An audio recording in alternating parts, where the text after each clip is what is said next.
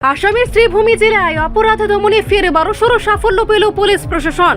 গত 3 দিনের ব্যবধানে পুলিশের তৃতীয় বড় সাফল্য। এবার চোরাইবাড়ি এলাকায় তল্লাশি চালিয়ে 36 লক্ষ টাকা মূল্যের বিপুল পরিমাণ নিষিদ্ধ নেশার সিরাপ আটক করা হয়েছে। এর পাশাপাশি উন্নত মোবাইল লোকেশন ট্র্যাকিং প্রযুক্তি ব্যবহার করে এক নাবালিকা অপহরণকারীকেও গ্রেফতার করতে সক্ষম হয়েছে পুলিশ। পুলিশ সূত্রে জানা গেছে, সোমবার গভীর রাতে গোপন খবরের ভিত্তিতে রতাবাড়ি থানার অন্তর্গত গবিরা এলাকায় এক বিশেষ অভিযান চালানো হয়। আধুনিক প্রযুক্তির সাহায্যে অভিযুক্তের সঠিক অবস্থান শনাক্ত করে আসামের গাম্ভারিয়া এলাকার বাসিন্দা আশু দেবনাথকে গ্রেফতার করা হয়েছে। ধৃত যুবকের বিরুদ্ধে চোরাইবাড়ি থানায় ভারতীয় ন্যায় সংহিতা এবং পক্সো আইনের অধীনে একাধিক গুরুতর ধারায় মামলা দায়ের করা হয়েছে। গ্রেফতারের পাশাপাশি অপহৃত ভুক্তভোগীকেও পুলিশ নিরাপদে উদ্ধার করেছে। বর্তমানে উদ্ধার হওয়া ব্যক্তির শারীরিক ও মানসিক চিকিৎসার জন্য প্রয়োজনীয় ব্যবস্থা গ্রহণ করা হচ্ছে। এই সফল অভিযানের ফলে চোরাইবাড়ি ও পার্শ্ববর্তী এলাকায় স্বস্তির পরিবেশ ফিরে এসেছে।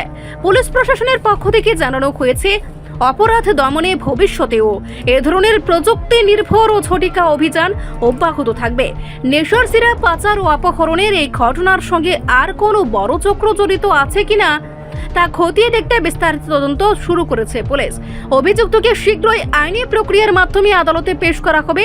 পুলিশের এই তৎপরতা আন্তঃরাজ্য অপরাধ দমনে এক গুরুত্বপূর্ণ ভূমিকা পালন করবে বলে মনে করা হচ্ছে।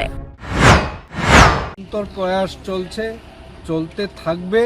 আমরা অঙ্গীকার করেছি, শ্রীভূমি পুলিশ অঙ্গীকার, শ্রীভূমি আরক্ষী অঙ্গীকার করেছে যে আমাদের অঞ্চল দিয়ে শ্রীভূমি জেলায় কোনো মতেই মাদকদ্রব্য নিষিদ্ধ নেশার দ্রব্য কোনো মতেই আমরা এলাও করব না, আমরা আসতে দেব না। এইখানে প্রলিফারেট যেটা বলে, এইখানের লোকদেরকে খেতে দেওয়া, সেটা কোনো মতে হতে দেব না।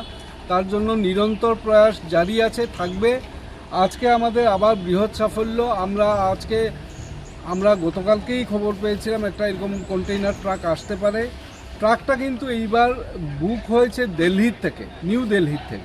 নিউ দিল্লির থেকে বুকিং হওয়া, কিন্তু বর্তমানে এসেছে গুয়াহাটির দিক থেকে, এসে আগরতলা যাচ্ছিল। আমরা প্রথমে এখানে নাকা চেকিং কঠোরভাবে আমরা জানতাম আসতে পারে, আমরা আটকে ড্রাইভার যেটা ছিল ওকে বলা হয়েছিল যে খুলে দাও, পিছন দিকের ইয়েটা খুলে দাও, আমরা চেক করতে চাই কী আছে না আছে। সেটা খুলে বলল সামনের দিকে গিয়ে, আমি সামনের দিকেরও দরজা খুলছি বলে গিয়ে রাত 3টার কথা, গতকালকে রাত 3টার অন্ধকার আর মানে পালিয়ে যেতে সক্ষম হয়। কিন্তু আমরা নিরন্তর প্রয়াস করছি, ওকে আমরা উদ্ধার করে এসে অ্যারেস্ট করবো। NDPS অ্যাক্ট মতে ওকে কেস হবে, ও অ্যারেস্ট হবে। এবং গাড়ির মালিক যে আছে ওনার সমস্ত ডিটেলস আমরা কালেক্ট করছি, সেই মতে আমরা মালিকের বিরুদ্ধেও যথাবিহিত আইনি ব্যবস্থা নেব। আর আমরা যে ধরা ফেলেছি গাড়িটা হলো গিয়ে AS0195 গুয়াহাটির রেজিস্ট্রেশন নাম্বার, আসামের রেজিস্ট্রেশন নাম্বার, কিন্তু বুকিং হয়েছে দিল্লি থেকে মালটা, এটা আমরা জানি। আচ্ছা, আর দ্বিতীয় কথা হলো আজকে আমরা ধরা ফেলেছি, আমাদের বাজেয়াপ্ত হয়েছে, জব্দ হয়েছে 3600 কোডিং কাপ সিরাপ, এসকাপ কাপ সিরাপ, যেটা নিষিদ্ধ NDPS অ্যাক্ট মতে, সেটা আমরা বাজেয়াপ্ত করেছি, জব্দ করেছি। সাক্ষীর সামনে সমস্ত করা হয়েছে, ইন্ডিপেন্ডেন্ট সাক্ষীর সামনে সব কিছু করা হয়েছে।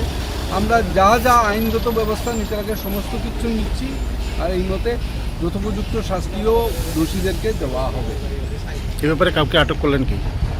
এখনও আটক করা হয়নি, আমরা খবরাখবর করছি, আমরা অবিলম্বে আটক করব। এগুলো কালোবাজারি মূল্য কত হতে পারে? কালোবাজারি মূল্য আমরা জানি পার বোতল 1000 টাকা করে হয়, তার মানে 3600 বোতল, তার মানে 36 লাখ টাকা দাম এই বোতলগুলো। রিপোর্ট সংবাদ প্রতীক্ষা।